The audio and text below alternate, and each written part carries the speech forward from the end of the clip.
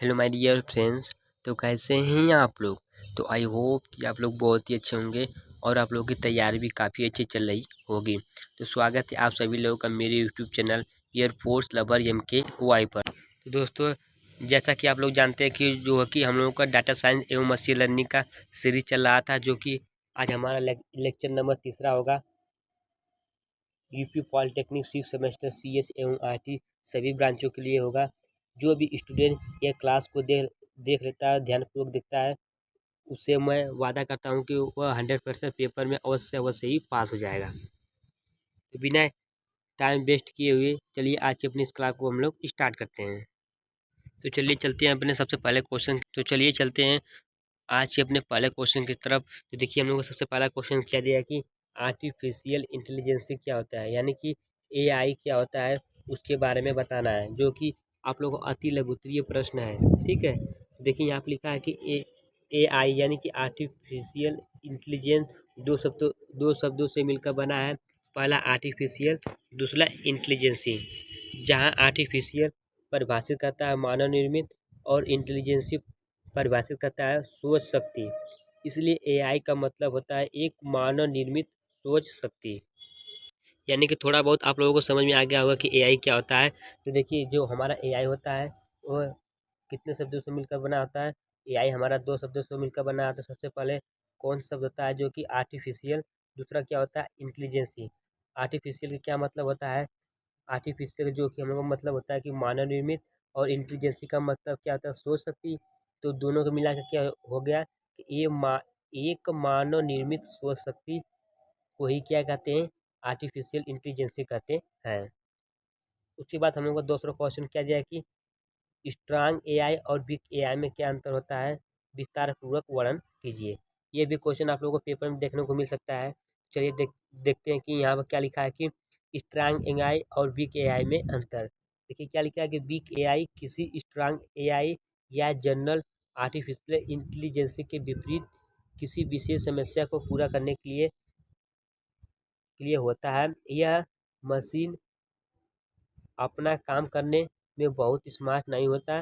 Strong AI ऐसी मशीनें बनाता है जो वास्तव में इंसान की तरह सोच और कार्य कर सकते हैं। यानी कि जो हमारा स्ट्रांग AI होता है, जो हम लोग का स्ट्रांग AI होता है, वह क्या होता है, वह मनुष्य की तरह सोच सकता है।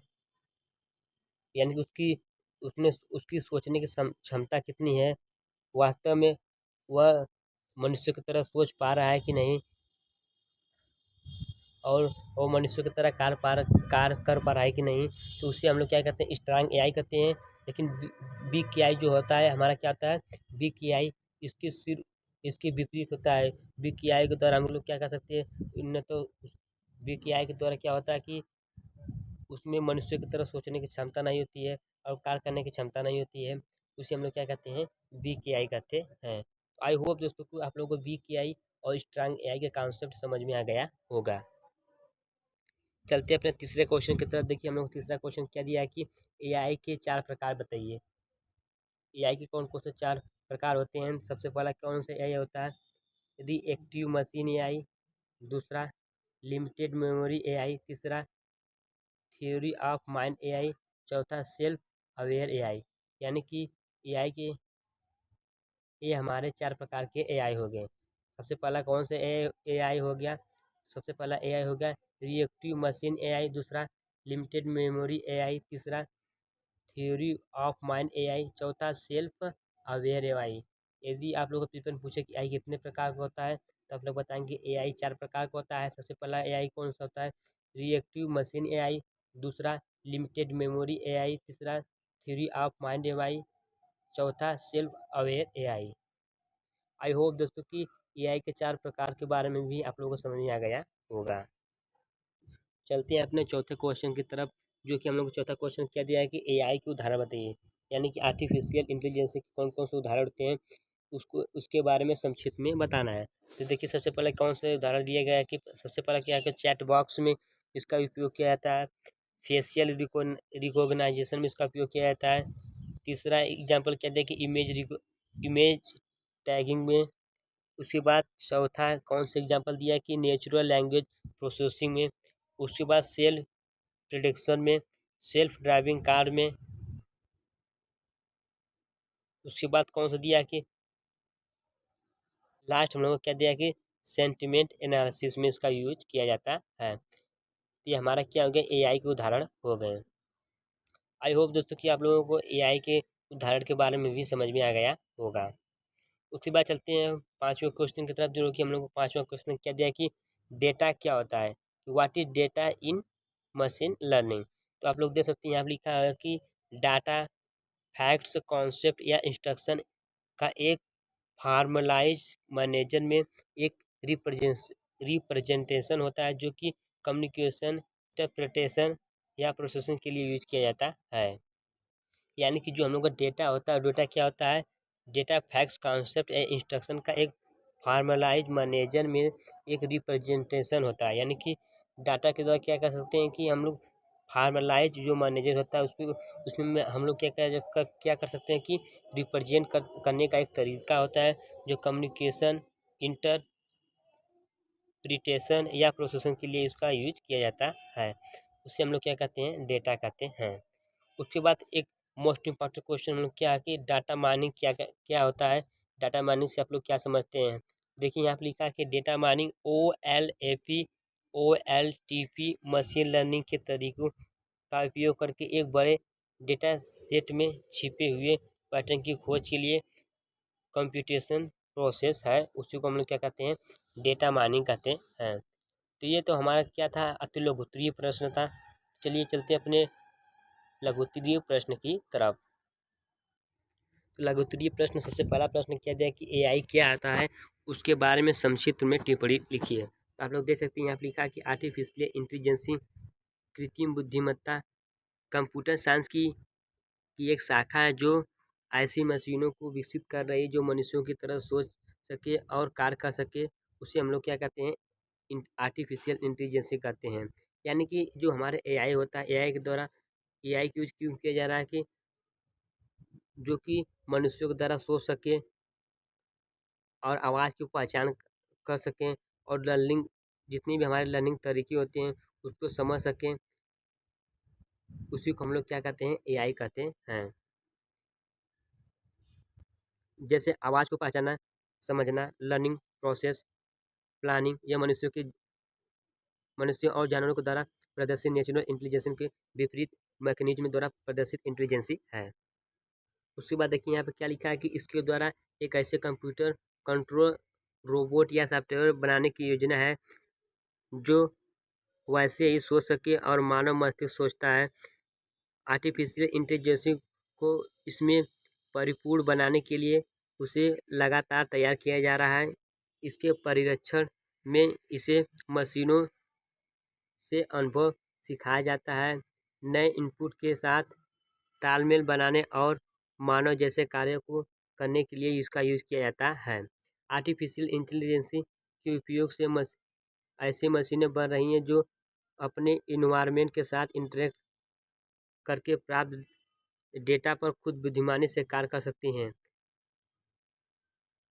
यानी एआई के द्वारा बहुत सी ऐसी मशीनें इस समय आ चुकी हैं कि जो कि अपना कार्य खुद अपना कार्य कर सकती हैं। अगर भविष्य में एआई कॉन्सेप्ट और मजबूत होता है तो हमारे दोस्त जैसा होगा। यानी कि जैसे हमारा दोस्त, जैसे हम लोग अपने दोस्त के साथ घूम फिर सकते हैं, बातें कर सकते हैं, वैसे भविष्य में ऐसा ही एआई के द्वारा भी संभव हो सकता है। अगर आपको कोई समस्या आएगी तो उसके लिए क्या करना है यह आपको खुद सोच कर बताएगा। मूल रूप से आर्टिफिशियल इंटेलिजेंसी एक मशीन या कंप्यूटर प्रोग्राम को सोचने और सीखने की क्षमता है। यह अवधारणा इस विचार पर आधारित है कि मशीनों को इतना सक्षम बनाया जा रहा है कि वह खुद किसी समस्या के बारे में इंसानों की तरह सोच और उस पर कार्य करने और उसको सीखें।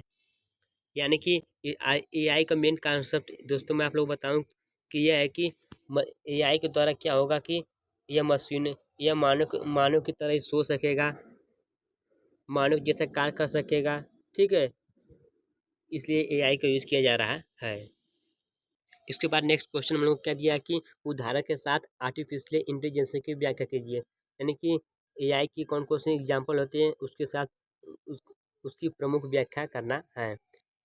तो देखिए यहाँ पर क्या लिखा है कि आज एआई एक बहुत ही लोकप्रिय विषय है। कई विशेषज्ञों और उद्योगों के जानकारों का मानना है कि एआई मशीन लर्निंग हमारा भविष्य है, लेकिन अगर हम अपने चारों तरफ देखें तो हम पाएंगे कि ये हमारा भविष्य नहीं है बल्कि वर्तमान है। टेक्नोलॉजी के विकास के साथ हम किसी न किसी तरीके से आर्टिफिशियल इंटेलिजेंस से जुड़े हुए हैं और इसका फ़ायदा भी ले रहे हैं, लेकिन आर्टिफिशियल एआई टेक्नोलॉजी हमें इस चरण में है। अभी हाल ही में कई कंपनियां ने मशीन लर्निंग पर काफ़ी निवेश किया, जिसके कारण एआई प्रोडक्ट और ऐप्स हमारे लिए उपलब्ध हैं। वर्तमान में इसके एग्जाम्पल बहुत ही प्रमुख हैं, जो कि सबसे पहला क्या है, सीरी एप्पल। पहला एग्जाम्पल कौन सा हम लोग दिया कि सीरी एप्पल द्वारा पेश किया गया सबसे लोकप्रिय आभासी सहायक है। हालांकि यह सिर्फ आईफोन और आईपैड में ही उपलब्ध होता है।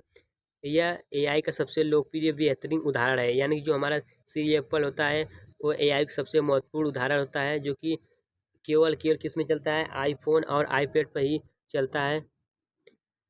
इससे बस आप कहिए हे सीरी बोलिए और यह आपके लिए मैसेज भेजता है। इंटरनेट पर इंफॉर्मेशन ढूंढ सकता है, फ़ोन कॉल कर सकता है, कोई भी एप्लीकेशन ओपन कर सकता है, यहाँ तक कि टाइमर सेट व कैलेंडर में इवेंट सेव करने जैसे कार्यों में भी आपकी सहायता कर सकता है। यानी कि जो हमारा सीरी एप्पल होता है, इसके द्वारा आप जो भी बोलेंगे वह तुरंत आपका कार्य कर सकता है। ठीक है, तो ये हमारा क्या हो गया, सीरी एप्पल हो गया। उसके बाद टेस्ला कंपनी, टेस्ला टेस्ला भी इसी तरह यूज किया जाता है। देखिए यहाँ पे क्या लिखा है, टेस्ला न केवल स्मार्टफोन बल्कि ऑटोमोबाइल भी आर्टिफिशियल इंटेलिजेंस की ओर बढ़ रहे हैं। टेस्ला मोटर्स अब तक उपलब्ध सबसे बेहतरीन ऑटोमोबाइल में से एक है। टेस्ला कार में न केवल सेल्फ ड्राइविंग बल्कि उत्पादक क्षमताओं और पूर्ण तकनीकी नवाचार जैसे फीचर भी उपलब्ध हैं। ऐसे ही न जाने कितनी सेल्फ ड्राइविंग कार और बन रही हैं, जो आने वाले वक्त में भी और भी स्मार्ट हो जाएंगी। टेस्ला कार में भी क्या है, हमारा एआई का एग्जाम्पल है।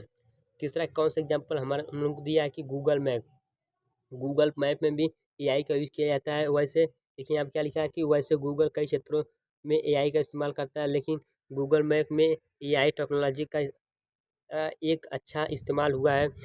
हमको किसी भी जगह का रास्ता पता करने के लिए एआई मैपिंग के साथ पता चल जाता है। यानी कि यदि आप लोग कहीं जा रहे हैं, उसका लोकेशन पता नहीं है, तो गूगल मैप की सहायता से आप लोग आसानी से चले जाते हैं और वहाँ से वापस भी आ सकते हैं। तो एआई गूगल मैप में भी महत्वपूर्ण भूमिका निभाता है। उसके बाद नेक्स्ट में भी एआई का महत्वपूर्ण भूमिका होती है। इसी प्रकार इको में भी एआई की क्या होती है, हमारी महत्वपूर्ण भूमिका होती है। आई होप दोस्तों कि आज का वीडियो आप लोगों को पसंद आया होगा। यदि वीडियो पसंद आया तो प्लीज़ दोस्तों आप लोगों से रिक्वेस्ट है कि इस वीडियो को अपने दोस्तों के साथ भी ज़्यादा से ज़्यादा शेयर करें, जिससे वे लोग भी अच्छे अंक प्राप्त कर सकें। तो thanks for watching my video. जय हिंद, जय भारत, वंदे मातरम। यदि दोस्तों आप लोग इसका PDF चाहते हैं तो मेरे टेलीग्राम को अवश्य से अवश्य ज्वाइन करें, जिसका लिंक मैं अपने डिस्क्रिप्शन बॉक्स में दे दूँगा, तो वहाँ जाकर आप लोग ज्वाइन कर लीजिएगा।